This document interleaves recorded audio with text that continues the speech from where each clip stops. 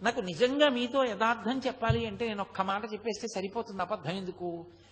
నాకు ఉత్తర క్షణం ఈ 2 మైకులు ఇలా తోసేసి కిందకి దిగి సావర్లకోట వెళ్ళి ఏ రైలు ఉంటే ఆ రైలు ఎక్కి వెళ్ళిపోవాలనుంది తిరువണ്ണామలై ఇది చెప్తున్నప్పుడు. ఆ గిరి ప్రదక్షిణం అంటే నాకు అంత వ్యామోహం, అంత అద్భుతమైనది ఆ గిరి ప్రదక్షిణం, అంత గొప్పగా ఉంటుంది నిజంగా. అది అందున తెల్లవారుజాము సమయంలో ప్రదక్షిణం చేస్తే ఆ లేత సూర్యకిరణాలు పడుతున్నప్పుడు చూడాలి. ఆ కొండ ఒక్కొక్క చోట ఒక్కొక్కలా ప్రకాశిస్తూ ఉంటుంది. ఆ లేలేత సూర్యకిరణాల్లో ప్రదక్షిణం చేస్తూ వెడుతుంటే మనం చెయ్యగలిగిన ధర్మకార్యం చేస్తూ భగవన్నామం చెప్తూ కూర్చుంటూ లేస్తూ తిరుగుతుంటే ఎంత ఆనందంగా ఉంటుందో నిజంగా గిరి ప్రదక్షిణం. పిల్లలతో పెద్దవాళ్లతో అందరం కలిసి నిజంగా యాత్ర అంటే కొన్ని వందల మంది బయలుదేరి ఆ డప్పులు కొట్టుకుంటూ భజనలు చేసుకుంటూ నాట్యం చేసుకుంటూ పాటలు పాడుకుంటూ ఎక్కడెక్కడ దేవాలయంలో కూర్చుని ఆ దేవాలయ వైభవం చెప్పుకుంటూ స్తోత్రాలు చేసుకుంటూ గిరి ప్రదక్షిణం చేస్తూ ఆ గిరి వైభవం చెప్పుకుంటూ నడుస్తుంటే అబ్బా ఎంత సంతోషంగా ఉంటుందో. అదేం కష్టం అనిపించదు. అయిపోయిందా అప్పుడే, మళ్ళీ అప్పటికో నా జన్మలో ఈ గిరి ప్రదక్షిణం అనిపిస్తుంది.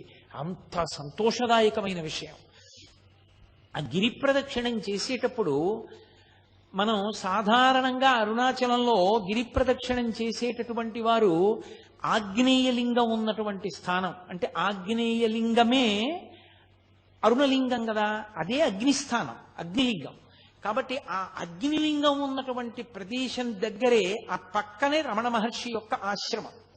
సాధారణంగా అరుణాచలంలో గిరి ప్రదక్షిణం చేసేవారు రమణ మహర్షి ఆశ్రమం దగ్గర నిలబడి ఆశ్రమం వంక తిరిగి నమస్కారం చేసి, ఎదురుగుండా కొండ కనపడుతూ ఉంటుంది కాబట్టి శివుడికి నమస్కారం చేసి ఎడం పక్కకి బయలుదేరుతారు ఇక ప్రదక్షిణానికి. మొట్టమొదట రమణాశ్రమం కనపడుతుంది. భగవాన్ రమణులు ఆయన వైభవం గురించి నేను నా ఉపన్యాసాలు పూర్తి చేసే లోపల ఎలాగో తప్పకుండా స్పృశిస్తాను. అది 2-3 రోజులు తప్పకుండా నేను స్పృశిస్తాను, అప్పుడు మీరు విందురు గాని. ఆ రమణాశ్రమానికి ఒక నమస్కారం చేసి ఆ రమణాశ్రమంలో రమణుల యొక్క దేవాలయం, యువతల గ్రంథాలయం, ఆ పెద్ద పెద్ద చెట్లు, నెమళ్ల క్రేంఖణాలు అవన్నీ వినపడుతుంటే ఒక నమస్కారం చేసుకుని ఎడం పక్కకి తిరిగి అలా ముందుకెడుతుంటే ఎడం పక్కన ఉన్నటువంటి పాలితీర్థాన్ని దాటగానే విఘ్నేశ్వరుడి గుడి ఒకటి వస్తుంది. ఆ విఘ్నేశ్వరుడి గుడి దగ్గర మళ్ళీ అందరూ నమస్కారం చేసి సుముఖశ్చైకదంతశ్చ కపిలోగజకర్ణకః లంబోదరశ్చ వికటో విఘ్నరాజో గణాధిపః ధూమకేతుర్గణాధ్యక్ష ఫాలచంద్రో గజాననః వక్రతుండ శూర్పకర్ణో హేరంబ స్కందపూర్వజః షోడశైతాని నామాని ఎప్పటేత్ శృణుయాదపి విద్యారంభే వివాహే చ ప్రవేశే నిర్గమే తథా సంగ్రామే సర్వకార్యేషు విఘ్నస్తస్య నజాయతే అని ఆయనకి నమస్కారం చేసి బయలుదేరి ముందుకు వెళ్ళిపోతే, ఆగ్నేయంలో బయలుదేరారు కాబట్టి మీరు ప్రదక్షిణంగా ఇలా వచ్చేటప్పటికి దక్షిణ దిక్కున యమలింగం ఉంటుంది.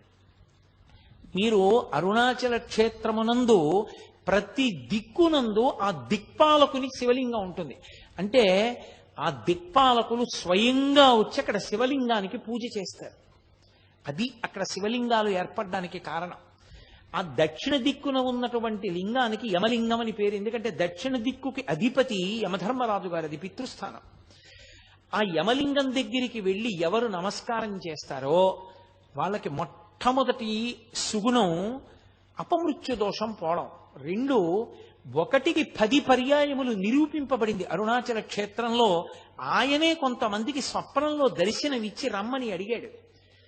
ఎముకలు విరిగిపోయినటువంటి వాళ్ళు కట్లు కట్టించుకున్నప్పుడు ఎముకలు బాగా ఉన్న ఎముకలు విరిగిపోకుండా ఉండడానికి, ప్రమాదములు జరగకుండా ఉండడానికి యమలింగ దర్శనం పెట్టింది పేరు.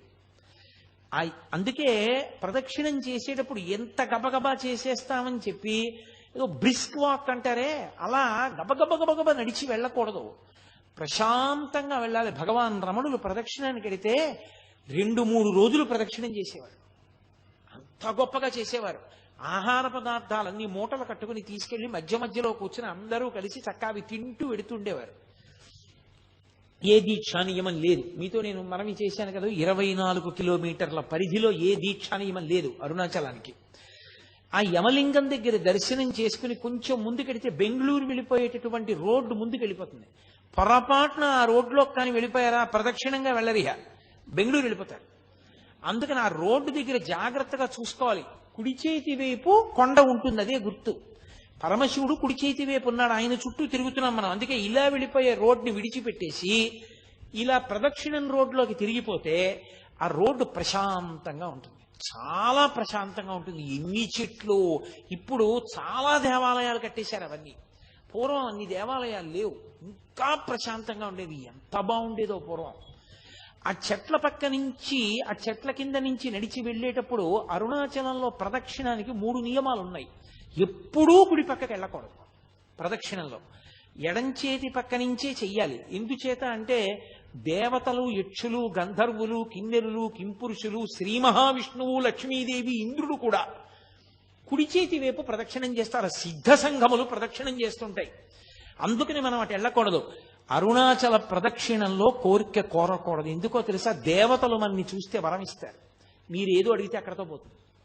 మీరు ఏమీ అడగకుండా ప్రదక్షిణం చేస్తే దేవతల అనుగ్రహం కూడా కలుగుతుంది. కాబట్టి ఆ ప్రదక్షిణ మార్గంలో ఎడంచేతి వైపు నుంచి వెళ్ళాలి. స్కాందంలో ఒక విషయం చెప్పారని సాక్షాత్ భగవాన్ రమణులే చెప్తుండేవారు. అరుణాచల గిరి ప్రదక్షిణం చేసేటప్పుడు ఎవరికైనా దెబ్బ తగిలి కొంచెం నెత్తురు కారితే వెంటనే ఆ నెత్తురు దేంతో తుడుస్తారంటే దేవేంద్రుడి మెడలో ఉండేటటువంటి మందారమాలలో ఉన్న మందార పువ్వుని నలిపి ఆ మందార గంధంతో, ఆ మందార ముద్దతోటి కట్టుకడతారు. అది కూడా సాక్షాత్తుగా లక్ష్మీదేవి ఒంటికి రాసుకునేటటువంటి పసుపు తీసి అమ్మవారు అక్కడ ముద్ద పెడుతుందిట. నేను దాన్ని ప్రమాణం చేసుకునే నా కూతురు వివాహం చేసేటప్పుడు, నా కూతుర్ని పెళ్లి కూతుర్ని చేసినప్పుడు సువాసిని పూజకి అర్హతగా నేను ఆ అరుణాచల గిరి ప్రదక్షిణంలో దెబ్బ తగిలి కించిత రక్తం కారిన ఆవిడ్నే నేను ఆ పూజార్హతగా తీసుకుని ఆవిడికే సువాసిని పూజ చేయించాను కూడా. కారణం ఇది. అంటే కావాలని దెబ్బ తగిలించుకుని కొంచెం నెత్తులు కారేటట్టు చేసుకుని అటువంటి ఉద్ధతితో కూడిన పనులు చేయకూడదు. మన ప్రమేయం లేకుండా దెబ్బ తగిలింది. కాబట్టి అంత గొప్పది ఆ ప్రదక్షిణం. ఆ ప్రదక్షిణంలో వెళ్ళేటప్పుడు అందుకే ఎడమ చేతి వైపు మాత్రమే నడుస్తారు.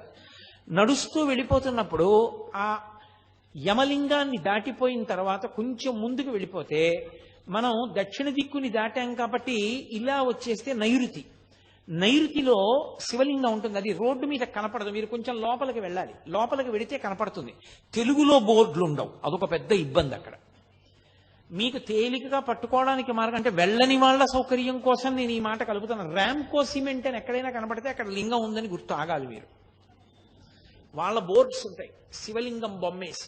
అప్పుడు భాష రాకపోయినా మీరు గుర్తు పట్టచ్చు. కొంతమంది వెళ్ళి వస్తూ ఉంటారు, అప్పుడు దాన్ని బట్టి మీరు వెళ్ళచ్చు. కొన్ని చోట్ల అదృష్టం బాగుండి ఇంగ్లీష్లో బోర్డు పెట్టారు. ఒక్కొక్కరి పిచ్చి ఎంతమందికి ప్రాణ సంకటమో అర్థం చేసుకోరు, ఏం చేస్తాం. కాబట్టి అదిగో ఆ నైరుతి లింగం తపోస్థానం. అక్కడ మనసు తొందరగా నిలబడుతుంది. శ్రీశైల పర్వత గుహలో ఎలా నిలబడుతుందో నైరుతి లింగం దగ్గర మనసు అలా నిలబడుతుంది. అంత గొప్ప తపోభూములు అవి. ఆ నైరుతి లింగం దగ్గర కావ్యకంఠ గణపతి ముని కూర్చుని తపస్సు చేశారు.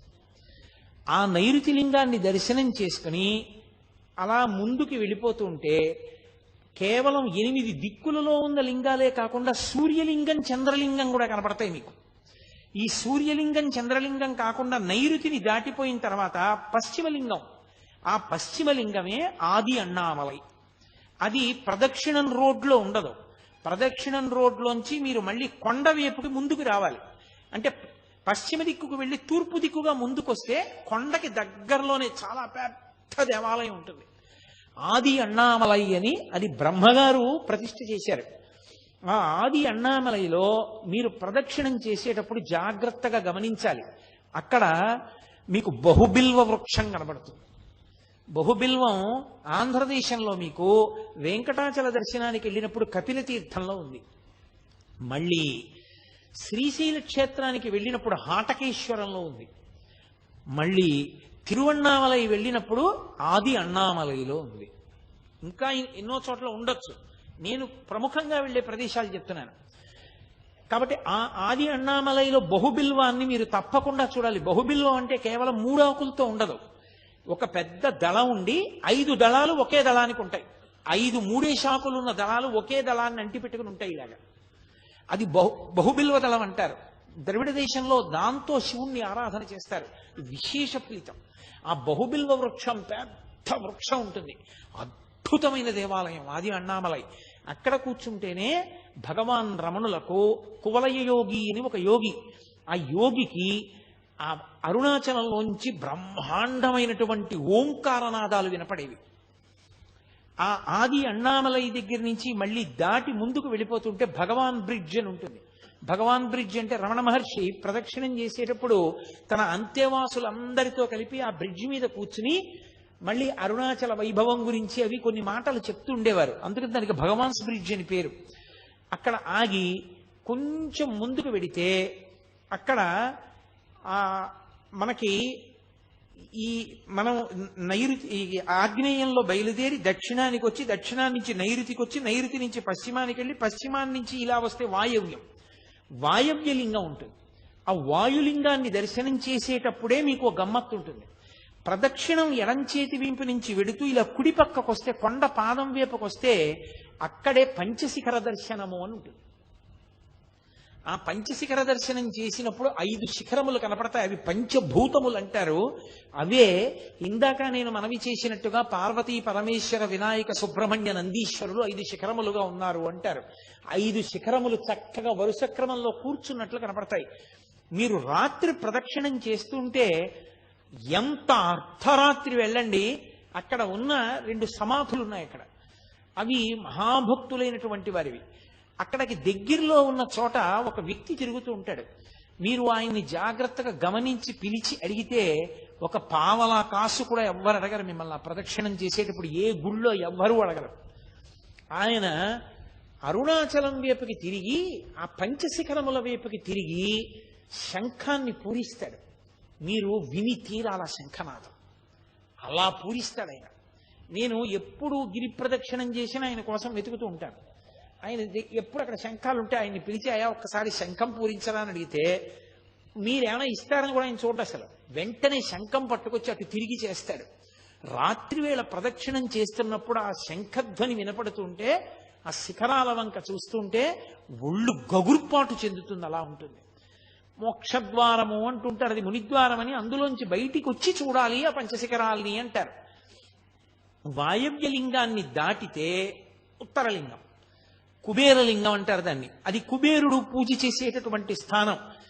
ఈ స్థానముల యందు పూజ చేయడం వల్ల, మీరు దర్శనం చేయడం వల్ల వచ్చే ఫలితం ఏమిటంటే, మనకి మహదాశీర్వచనం చేస్తారు.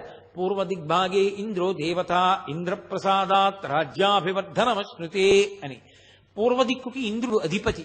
ఆ ఇంద్రలింగం అది దర్శనం చేస్తే రాజ్యాభివృద్ధి అంటే ఉద్యోగం వృద్ధిలోకి వస్తుంది. చక్కగా సంతోషంగా ఉంటాడు. పశ్చిమలింగాన్ని దర్శనం చేశారనుకోండి, పశ్చిమంలో ఉన్నటువంటి వరుణలింగాన్ని దర్శనం చేసినటువంటి కారణం చేత పుత్రపౌత్రాభివర్ధనమశ్నుతే, పుత్రపౌత్రాభివృద్ధి కలుగుతుంది. ఉత్తర దిక్కున కుబేరలింగాన్ని దర్శనం చేస్తే అది కుబేరుడు పూజించే లింగం కాబట్టి ఐశ్వర్య సమృద్ధి. కుబేరలింగం కుబేరలింగంలాగే ఉంటుంది.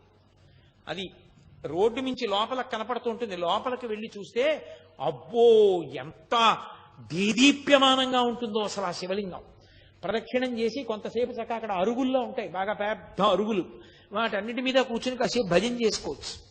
ఆ ఉత్తరలింగాన్ని దాటి కుబేరలింగాన్ని దాటి కొంచెం ముందుకు వచ్చేస్తే అక్కడ మళ్ళీ రోడ్డు 2 కింద విడిపోతుంది. అక్కడి నుంచి మళ్ళీ జాగ్రత్తగా కొంచెం ముందుకి నడిచి వెడితే ఈశాన్యలింగం కనపడుతుంది. అసలు నిజంగా ఈశాన్యలింగం ఈశాన్యలింగమే. ఈశాన సర్వ విద్యానాం ఈశ్వర సర్వభూతానాం బ్రహ్మాధిపతి బ్రహ్మణోధిపతి బ్రహ్మా శివో మే అస్తు సదాశివోం అని. సదాశివుడు ఆయనకి ఎప్పుడూ కోపం ఉండదు, కోపం నటిస్తాడంతే ఆయన ఎప్పుడైనా. అటువంటి సదాశివ స్థానము ఈశానలింగము. దానికి కొంచెం కిందకి దిగాలి గుళ్ళో. అసలు నిజంగా 2 కళ్ళు సరిపోవు. నేను ఇప్పుడు మీతో ఉపన్యాసం చెప్తున్నాను కానీ నాకు మనసులో ఆ శివలింగాలన్నీ కనపడుతుంటే ఎంత పరవశించిపోతున్నానో నేను.